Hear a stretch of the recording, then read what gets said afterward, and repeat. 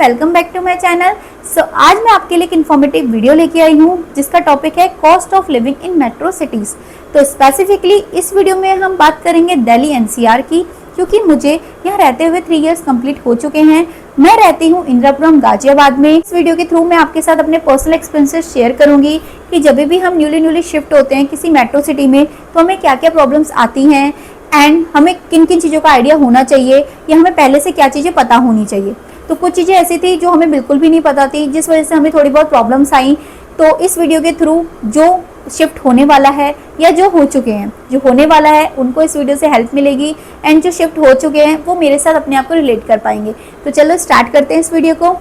So yes, ये बात सच है कि मेट्रो सिटी में रहने के अपने कुछ फ़ायदे और अपने कुछ नुकसान भी हैं।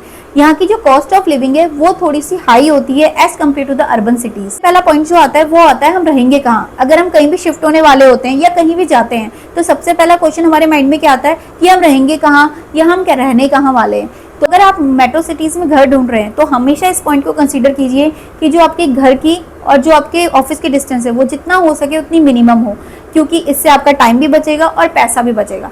क्योंकि मेट्रो सिटीज़ की दिक्कत ही यही है कि यहाँ इतना ज़्यादा रश होता है। अगर इवन आपकी पर्सनल व्हीकल भी है ना, तभी भी आप डेली के डेली रश में फंस के अपना टाइम वेस्ट करके फ्रस्ट्रेटेड हो जाएंगे। तो जितना हो सके उतना आपका ऑफिस और आपके घर के डिस्टेंस कम हो। अगर वॉकिंग डिस्टेंस पे है तो वो तो सोने पे सुहागे वाली बात हो जाती है, but at least near by the metro station ही हो, क्योंकि यहाँ पे ज़्यादातर लोग मेट्रो से ही ट्रैवल करते हैं। क्योंकि मेट्रो से आप जल्दी भी पहुँच जाते हैं एंड आपको रश वगैरह जाम वगैरह कुछ नहीं मिलता, और यहाँ का जो मेट्रो का जो फेयर है वो भी बहुत ज़्यादा मिनिमम है। क्योंकि जब हमने भी घर ढूंढा था तो हमारी मेन प्रायोरिटी यही थी कि जो घर है और ऑफिस है उसकी डिस्टेंस जितना हो सके उतनी मिनिमम हो। तो मेरे हस्बैंड का ऑफिस और हमारे घर की जो डिस्टेंस है इस टाइम पे वो अप्रॉक्सीमेट 2 किलोमीटर या 1.5 किलोमीटर है।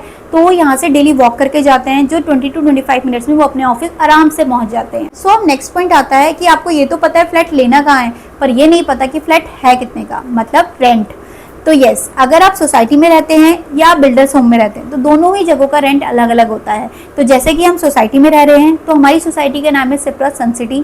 तो यहाँ पे आपको 2 BHK का फ्लैट 18K से 20K के मिड में मिल जाता है, मतलब 18,000 से 20,000 के मिड में मिल जाता है।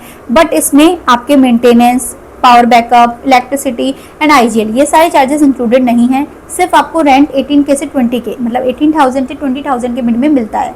एंड इसकी जगह अगर आप बिल्डर्स होम में रहते हैं तो वहाँ पे आपको आई थिंक 13K से 15K के बीच में आपको आराम से 2 BHK फ्लैट मिल जाता है ना। अब आपको ये तो पता चल गया कि आपको सोसाइटी में रहना है कि बिल्डर्स होम में रहना है और कहाँ पर रहना है। बट मेन पॉइंट आता है सिक्योरिटी, जो हमें नहीं पता था। आई थिंक आप में से भी कुछ लोग होंगे जिनको नहीं पता होगा या कुछ को पता भी होगा।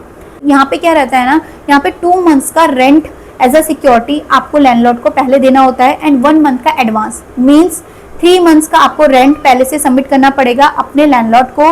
एंड देन 1 मंथ का ब्रोकरेज आपको देना पड़ता है, क्योंकि यहाँ विदाउट ब्रोकर तो रूम मिलना पॉसिबल ही नहीं है। अगर हम इसी के साथ मोटा मोटा कैलकुलेट करते हैं 20,000 के हिसाब से तो आपका 40,000 हो जाती है आपकी सिक्योरिटी एंड 20,000 हो जाता है आपका 1 मंथ का एडवांस रेंट एंड 20,000 हो जाता है आपका ब्रोकरेज। तो ओवरऑल अगर आप देखें तो आपका हो जाता है 80,000, जो आपको स्टार्टिंग में चाहिए ही चाहिए जब भी आप फ्लैट ढूंढने की सोच रहे हैं। हमें ये लग रहा था कि 2 लाख में तो हमारा पूरा सब कुछ हो जाएगा, बट अगर हम देखें तो 1 लाख का तो सिर्फ हमें एक रूम लेने में ही कॉस्ट लग गई। तो यहाँ पे आपको 2 टाइप्स के फ्लैट मिल जाते हैं, एक होता है सेमी फर्निश्ड, एक होता है फर्निश्ड। इसमें क्या होता है, आपको सारा सामान अवेलेबल होता है उस फ्लैट के अंदर, उसका रेंट थोड़ा सा ज़्यादा होता है as compare to the semi furnished. उसमें आपको बेड मिल जाता है, टीवी, फ्रिज, सब कुछ मिल जाएगा, आपको सारा सामान घर के अंदर मिलेगा, आपको कुछ खरीदना नहीं पड़ेगा। एंड एक होता है सेमी फर्निश्ड। सेमी फर्निश्ड में आपको फैंस मिल जाते हैं, किचन आपको मॉड्यूलर मिल जाती है, कबर्ड्स मिल जाते हैं एंड कई जगह पे आपको वॉशरूम में गीजर लगा हुआ मिल जाएगा और कई जगह पे नहीं मिलेगा। अगर आप फर्निश्ड लेते हैं तो उसका रेंट थोड़ा सा ज़्यादा रहेगा एंड अगर आप सेमी फर्निश्ड रहते हैं तो उसका रेंट थोड़ा सा कम रहेगा। हमारा जो घर है वो है सेमी फर्निश्ड, तो उसका रेंट मैंने आपको बता दिया था 18K से 20K के बीच में है। सो अब नेक्स्ट पॉइंट आता है, आपने घर भी ढूंढ लिया, आपने डिसाइड कर लिया आपको कहाँ पे रहना है एंड आपने सिक्योरिटी अमाउंट भी सबमिट कर लिया। तो अगर आपने सेमी फर्निश्ड घर लिया है तो अब वहाँ तो कुछ नहीं है उसके अंदर, तो आपको सारा सामान भी खरीदना पड़ेगा। तो सारा सामान खरीदने में जो अप्रॉक्सीमेट खर्चा आता है वो आता है 2 लाख के समथिंग। ओके, 2 लाख में मिनिमम अमाउंट बता रही हूँ, बट एटलीस्ट 2 लाख तो आएगा ही आएगा अगर आपको सारा सामान खरीदना है तो। अब नेक्स्ट पॉइंट आता है कि आपके मंथली खर्चे कितने होंगे।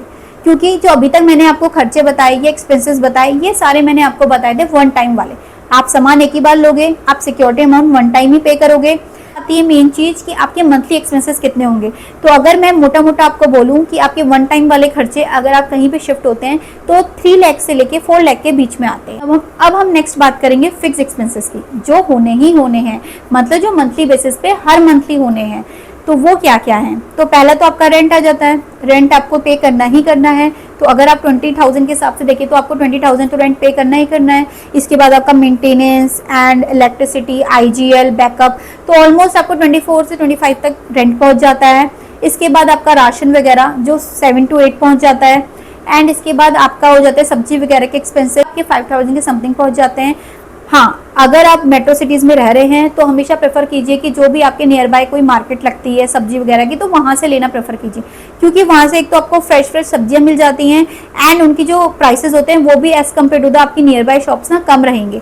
तो हमेशा प्रेफर कीजिए, जैसे मैं भी ट्यूसडे मार्केट जाती हूँ, वहाँ से सब्जी लेके आती हूँ, वहाँ से मुझे फ्रेश भी मिल जाती है एंड वहाँ की जो प्राइसेस हैं वो भी बहुत कम होते हैं as compare to the society and nearby shops. 25 तो आपका, अगर हम मोटा मोटा माने, आपका 25 रेंट हो गया, 5,000 आपके वेजिटेबल एंड फ्रूट्स हो गए, तो 30 तो यही हो गया एंड 7 to 8 हो गया आपका राशन का खर्चा। तो इसके बाद आप 5 to 6,000 मान के चलिए कि वो मिसलिनियस खर्चे होते हैं जो होते ही होते हैं हर घर में, आपके मेरे सबके ही घर में होते हैं। अगर हम एक मंथली एक्सपेंसेस माने एक मेट्रो सिटीज़ में जो फिक्स्ड होते हैं वो 40 से 45,000 के बीच में होते हैं। इस वीडियो करते यहीं पे एंड आई होप आपको मेरी वीडियो अच्छी लगी हो और आपके लिए हेल्पफुल होगी एंड आपको मैं छोटा सा एक ब्रीफ आइडिया प्रोवाइड कर पाई होंगी कि एक मेट्रो सिटी में रहने के लिए कितने एक्सपेंसेस लगते हैं या कितनी कॉस्ट लगती है एंड स्टार्टिंग में कितनी कॉस्ट लगती है एंड मंथली बेसिस पे कितनी कॉस्ट लगती है, मैं आपको बता पाई होंगी। आपकी कोई क्वेरी है तो आप कमेंट बॉक्स में पूछ सकते हैं। सो बाय बाय और मिलते हैं नेक्स्ट वीडियो में। Bye bye.